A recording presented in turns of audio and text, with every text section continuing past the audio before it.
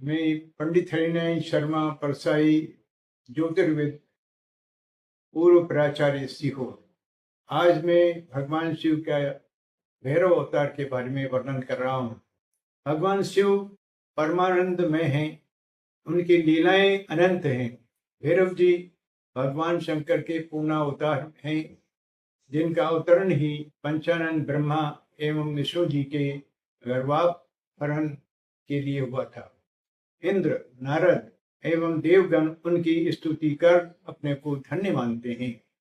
देवराज सेव्य मान पावनांग्रही पंकजम व्याल यज्ञ सूत्र मिंदु शेखरम कृपाकरम नारदादि योगी वृंद वंदितम दिगंबरम काशिका पुरादिनाथ काल भैरवम भजे। देवराज इंद्र जिनके पावन चरण कमलों की भक्ति पूर्वक निरंतर सेवा करते हैं, जो व्याल रूपी विकराल यज्ञ सूत्र धारण करने वाले हैं, जिनके ललाट पर चंद्रमा शोभायमान है, जो दिगंबर रूपधारी हैं, कृपा की मूर्ति हैं, नारदादि सिद्ध योगी वृंद जिनकी सेवा में लगे रहते हैं, उन काशीपुरी के अभिरक्षक स्वामी काल भैरव की मैं चरण वंदना करता हूँ। उनके अवतरण का विवरण शिव पुराण के आधार पर इस प्रकार है। अति प्राचीन काल में एक बार सुमेरु पर्वत के मनोरम शिखर पर ब्रह्मा और विष्णु जी बैठे हुए थे। उसी काल में समस्त देव एवं ऋषिगण वहां पर आए। उन्होंने श्रद्धा पूर्वक हाथ जोड़ करके ब्रह्मा जी से निवेदन किया कि हे देवादिदेव प्रजापति, कृपा कर हमें परम अविनाशी तत्व का उपदेश दें।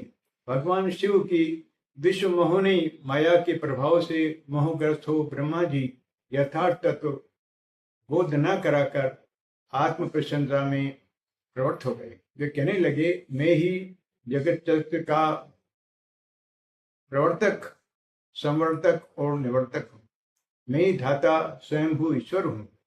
वहीं उपस्थित भगवान विष्णु को उनके गर्व युक्त वचन अच्छे नहीं लगे। उन्होंने प्रतिवाद किया कि हे धाता, आप कैसी मोह भरी बातें कर रहे हैं।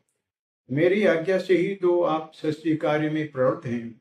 मेरे आदेश की अवहेलना कर किसी की प्राण रक्षा संभव नहीं है। पारस्परिक विवाद समापन क्रम में जब वेदों का साक्ष्य मांगा गया तो उन्होंने शिव को परम तत्व बताया, परंतु वेद का साक्ष्य ब्रह्मा विष्णु को रास नहीं आया। तब प्रणव ओम ने मूर्त रूप धारण कर भगवान शिव की महिमा प्रकट करते हुए कहा, लीलाधारी भगवान शिव अपनी शक्ति के बिना कभी भी रमन नहीं करते हैं। वे परमेश्वर शिव जी स्वयं सनातन ज्योति स्वरूप हैं, अतः दोनों अपने भ्रम का परित्याग करें। परंतु ब्रह्मा जी एवं विष्णु जी का मोह दूर नहीं हुआ। तब उसी स्थल पर एक दिव्य ज्योति प्रकट हुई, जो भूमंडल से लेकर आकाश तक परिव्याप्त हो गई। उनके मध्य दोनों ने एक ज्योतिर्मय पुरुष को देखा। उस ज्योतिर्मय पुरुष ने त्रिशूल धारी नील लोहित स्वरूप धारण कर लिया। ललाट पर चंद्रमा से विभूषित दिव्य स्वरूप को देखा कर भी ब्रह्मा का अहंकार पूर्वत रहा, तथा वे बोले, आओ वत्स चंद्रशेखर, डरो मत। पहले तुम मेरे मस्तक से उत्पन्न हुए थे, रोने के कारण तुम्हारा नाम रुद्र रखा था। मेरी शरण में आ जाओ। ब्रह्मा जी के गर्वमयी बातें सुनकर भगवान शिव कुपित हुए। उन्होंने क्रोध में आकर भैरव नामक पुरुष को उत्पन्न किया, जिन्हें ब्रह्मा को दंडित करने का प्रथम कार्य सौंपा। उनका नामकरण करते हुए शिव ने व्यवस्था दी, हे महाभाग, काल भी तुमसे डरेगा, इसलिए तुम्हारा नाम काल भैरव होगा। तुम काल के समान शोभायमान हो, इसलिए तुम्हारा नाम कालराज होगा। तुम दुष्टों का मर्दन करोगे, अतः तुम्हारा नाम अमर्दक होगा। भक्तों के पापों का भक्षण करोगे, तुम्हारा नाम पाप भक्षण होगा। भगवान शिव ने उसी क्षण काशीपुरी का अधिपत्य भी सौंप दिया और कहा, मेरी जो मुक्तिदायिनी काशी नगरी है, हे कालराज, आज से वहां तुम्हारा सदा ही अधिपत्य होगा। भगवान शिव से इस प्रकार वरदान प्राप्त कर काल भैरव ने अपनी बाईं उंगली के नख से शिव निंदा में प्रवृत्त ब्रह्मा जी के 5वें मुख को काट दिया।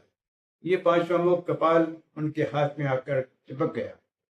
इस घटना से भयभीत हुए ब्रह्मा एवं विष्णु जी शतरुद्धि का पाठ कर भगवान शिव से कृपा याचना करने लगे। दोनों का अभिमान नष्ट हो गया। उन्हें ये ज्ञात हो गया कि साक्षात शिव ही सच्चिदानंद परमेश्वर गुणातीत परब्रह्म है। उनकी स्तुति से प्रसन्न होकर शिव जी ने भैरव जी को ब्रह्मा विष्णु जी के प्रति कृपालु होने का सलाह दी। हे नील लोहित, तुम ब्रह्मा और विष्णु का सतत सम्मान करना।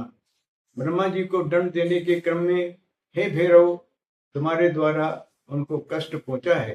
तुम प्रायश्चित स्वरूप ब्रह्म हत्या निवारक कापालिक व्रत का आचरण कर भिक्षावृत्ति धारण करो।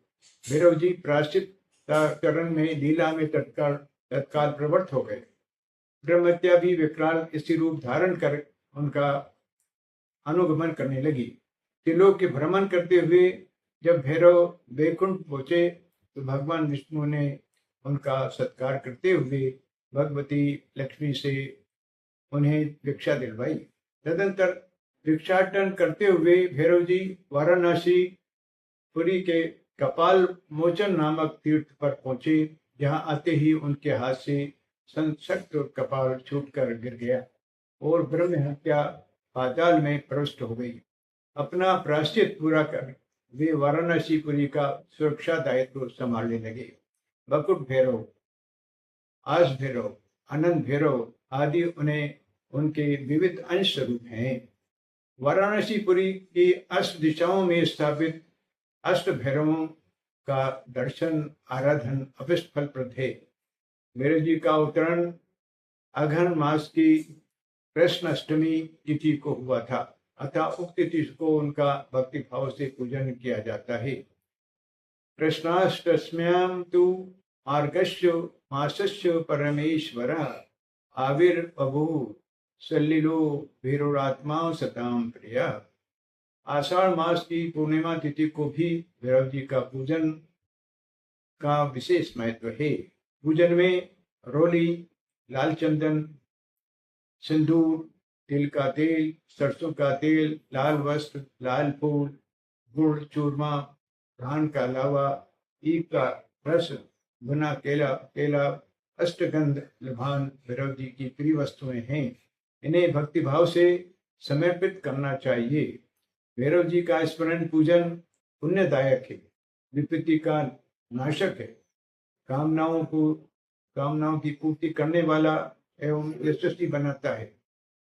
देवी के 51 पीठों की रक्षा में वे विभिन्न नाम रूप धारण कर हमेशा साधुओं की सहायता करते हैं तथा सभी जनों के पाप ताप का शमन करते हैं। ओम शांति।